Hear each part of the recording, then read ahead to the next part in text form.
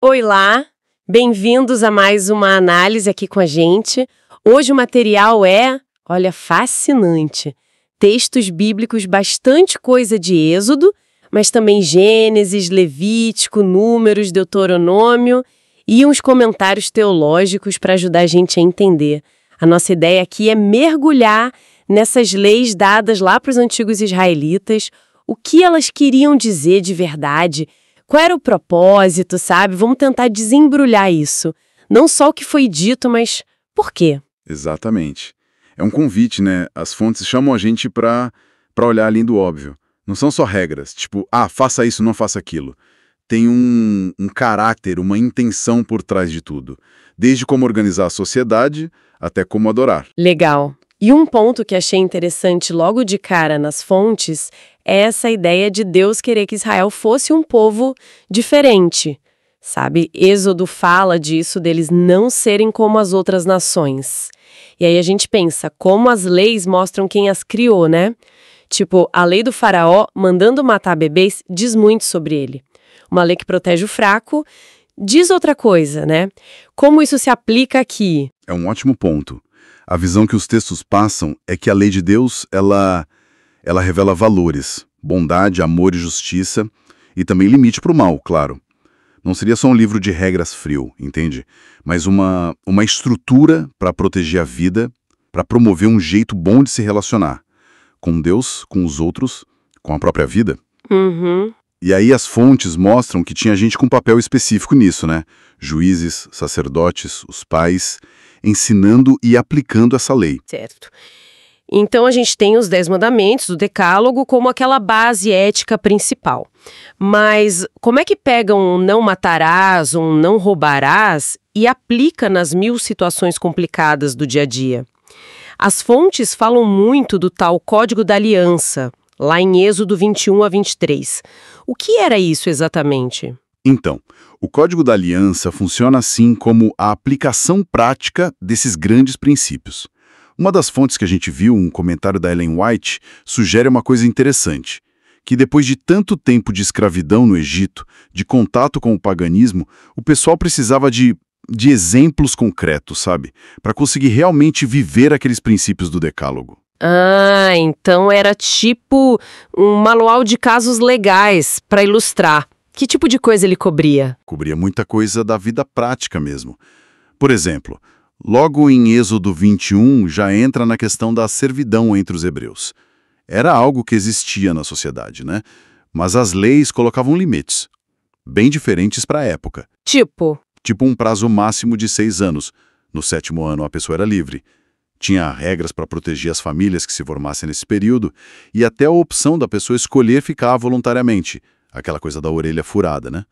Era uma escolha, não para sempre imposto. Nossa, isso já mostra uma tentativa de lidar com uma realidade difícil, né? Regulamentar, humanizar um pouco, não só aceitar como ideal. Exatamente. E a gente vê uma lógica parecida, por exemplo, nas leis sobre violência, sobre danos físicos.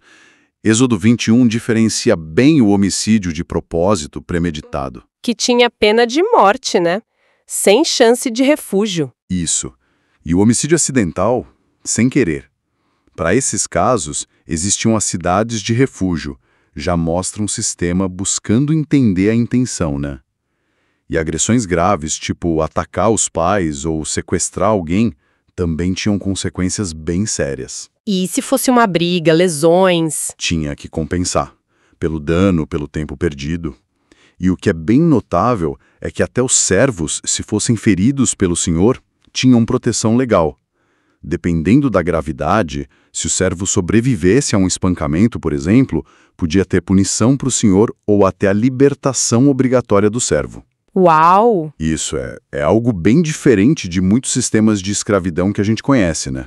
Mostra que mesmo numa estrutura social que hoje a gente vê como imperfeita, a lei tentava colocar limites, responsabilidades. E nesse contexto de lesões, de danos, aí surge aquela lei famosa, né? Olho por olho, dente por dente. Êxodo 21.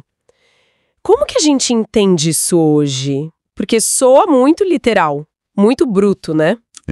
Esse é um ponto-chave. E as fontes ajudam muito a gente a contextualizar. A lex talionis, né, como é chamada. Ela aparece aí e em outros lugares, Levítico, Deuteronômio. A interpretação mais aceita pelos estudiosos, e que essas fontes teológicas também apoiam, é que não era uma licença para a pessoa ir lá e arrancar o olho do outro por vingança. Ah, não. Não. Era um princípio para guiar os juízes, para eles determinarem uma compensação justa e principalmente proporcional ao dano causado. A ideia era limitar a vingança exagerada, sabe? Tipo, 10 olhos por um olho. E provavelmente, na maioria das vezes, isso se traduzia em compensação financeira ou material equivalente, dentro de um processo legal, claro. Entendi. O objetivo era justiça, restaurar o equilíbrio e limitar a escalada da violência. Faz sentido. Então era mais um princípio de proporcionalidade para o tribunal, não um comando para a vingança pessoal. Tá. E além da violência física, o que mais esse Código da Aliança cobria? Cobria muita coisa de propriedade, responsabilidade civil. Êxodo 21 e 22 entram em detalhes. Se seu animal machuca alguém e você sabia que ele era perigoso, você era responsável. Se você deixa um poço aberto e o animal do vizinho cai, responsabilidade sua. Roubo, tinha que restituir e com um valor a mais, multiplicado. Isso incentivava a devolver, né? Imagino. Danos a plantações, coisas que você pegou emprestado ou que deixaram guardado com você, tudo isso era regulado. E qual era o fio que ligava essas regras todas tão diferentes? Olha, o que parece unir tudo isso é a ideia de justiça, de restituição e de responsabilidade. Você causou um dano, você repara. Te confiaram algo, você tem deveres. O objetivo era criar uma sociedade onde as pessoas pudessem confiar umas nas outras e que tivesse um jeito claro de resolver os problemas, as disputas, muitas vezes com juízes ali para garantir que fosse justo, imparcial. E talvez a parte que mais chama atenção nessas leis antigas, para mim pelo menos, é esse foco na vulnerabilidade social, na ética entre as pessoas. As fontes destacam muito isso, em Êxodo 22 e 23. Ah, sem dúvida. É impressionante. Tem leis específicas protegendo quem era mais vulnerável, proibição clara de explorar o estrangeiro que morava ali com eles e com a justificativa na cara. Vocês sabem o que é ser estrangeiro, vocês foram estrangeiros no Egito. Nossa, isso é forte mesmo.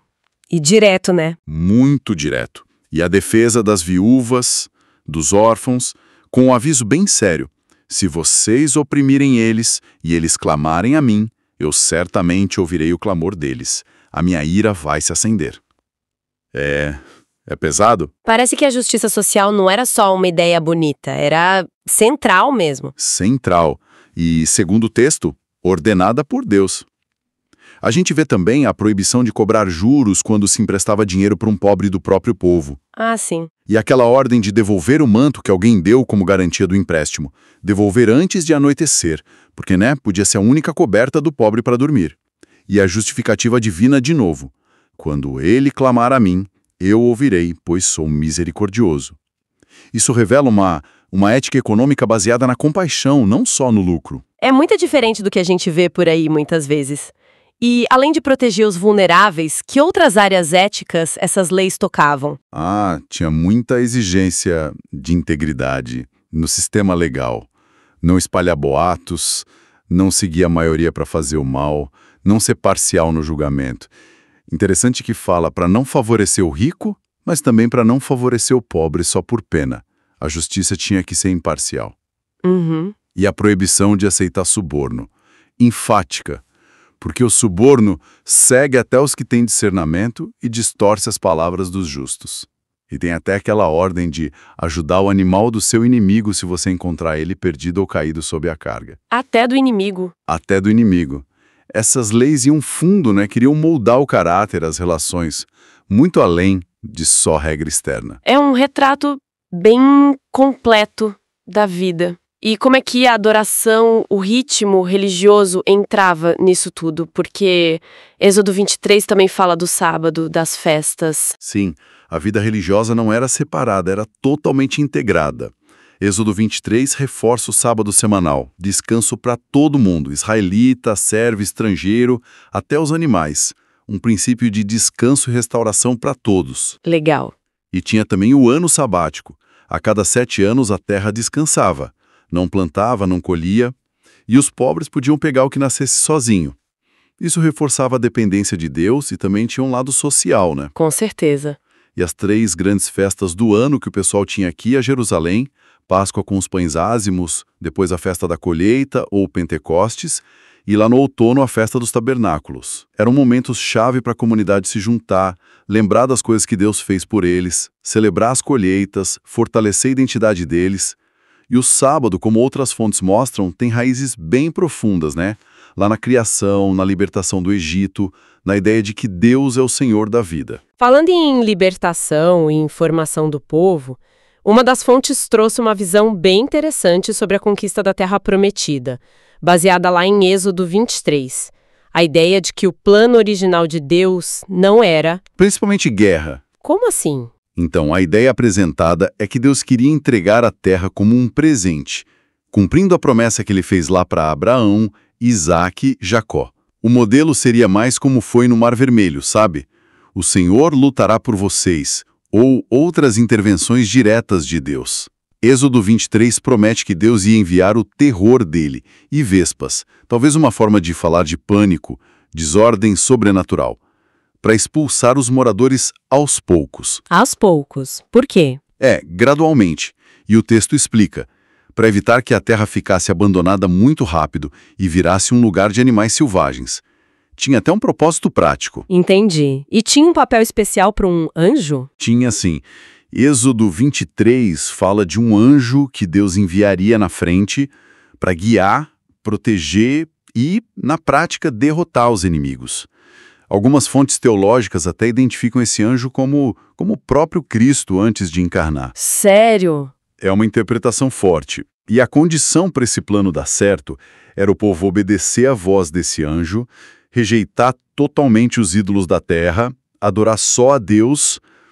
A história que vem depois, com a falta de fé, a desobediência de Israel, segundo as fontes, foi isso que mudou o jeito como a conquista acabou acontecendo. Isso conecta com aquela coisa lá de Gênesis 15, né? Sobre Deus esperar 400 anos antes do povo tomar a terra, porque a iniquidade dos amorreus ainda não estava completa. Exatamente. As fontes veem esses 400 anos como um tempo de paciência de Deus.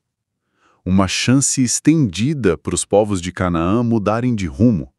O juízo só viria quando a maldade chegasse num ponto sem volta, digamos assim. Mostra essa tensão, né, entre a paciência de Deus e a realidade do juízo quando a graça é recusada por muito tempo. Voltando para a interpretação das leis, séculos depois, Jesus cita a lei do olho por olho lá no Sermão do Monte. A gente já viu que provavelmente não era vingança literal, mas um princípio para o juiz. O que Jesus faz com essa lei? Ele joga lá fora?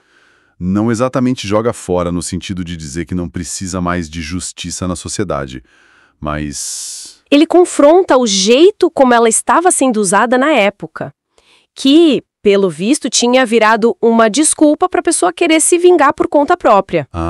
Jesus eleva o padrão. Ele fala da resposta pessoal de quem segue ele. A justiça pública dos tribunais continua buscando a proporção, a ordem. Isso é uma coisa. Mas a sua resposta individual não deve ser a vingança.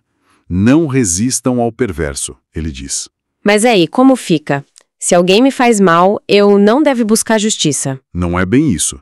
Buscar justiça pelos meios certos, legais, continua válido e importante para a sociedade. O ponto de Jesus é sobre a atitude do coração, a resposta entre as pessoas. A vingança, essa pertence a Deus, como Paulo vai dizer depois em Romanos. Nós somos chamados a responder de um jeito radicalmente diferente. Oferecer a outra face, andar a segunda milha, amar os inimigos. Amar os inimigos, nossa.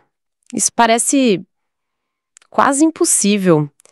Qual o sentido de pedir algo tão alto assim? O sentido, segundo Jesus, é para a gente refletir como o Pai do céu é, que faz o sol nascer sobre maus e bons, manda chuva para justos e injustos.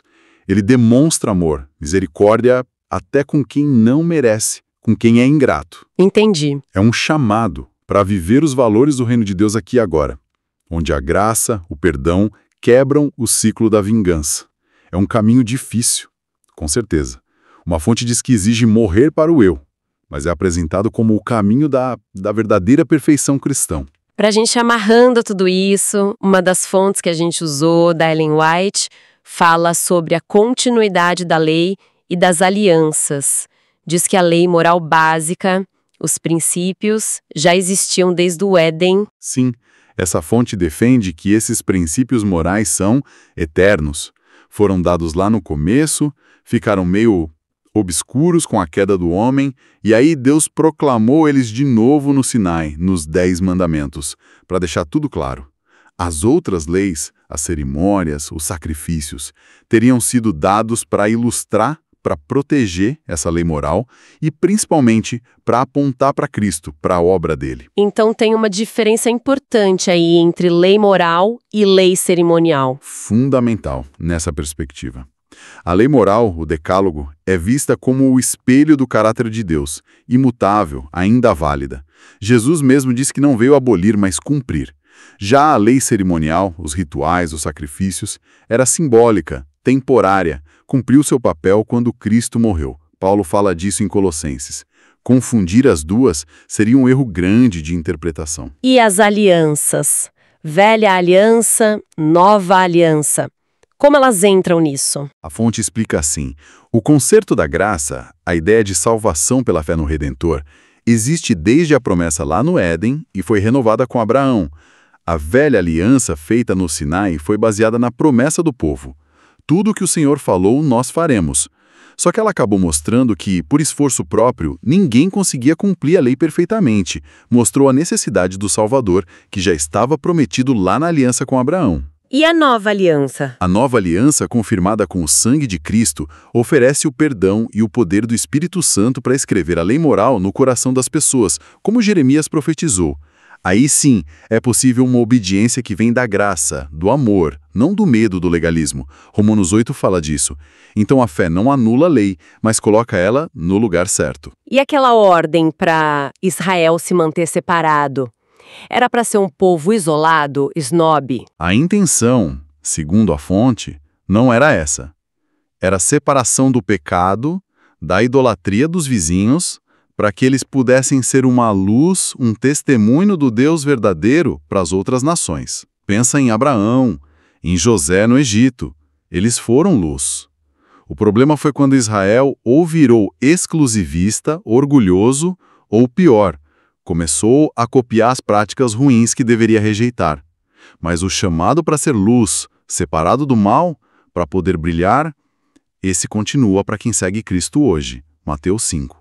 Uau! Fazendo um balanço, então, essas leis antigas, desde como lidar com um boi bravo até o chamado radical para amar os inimigos, elas pintam um quadro bem complexo, mas que parece ter uma linha consistente, né? Mostram um Deus preocupado com justiça, Sim. mas também com misericórdia, com relacionamentos que funcionam, com formar um povo que refletisse o caráter dele e protegesse quem era frágil. Com certeza. E entender essa dança entre princípios morais que duram, rituais que eram temporários e como as alianças funcionam, é fundamental para a gente ler a Bíblia toda de um jeito mais coeso, né?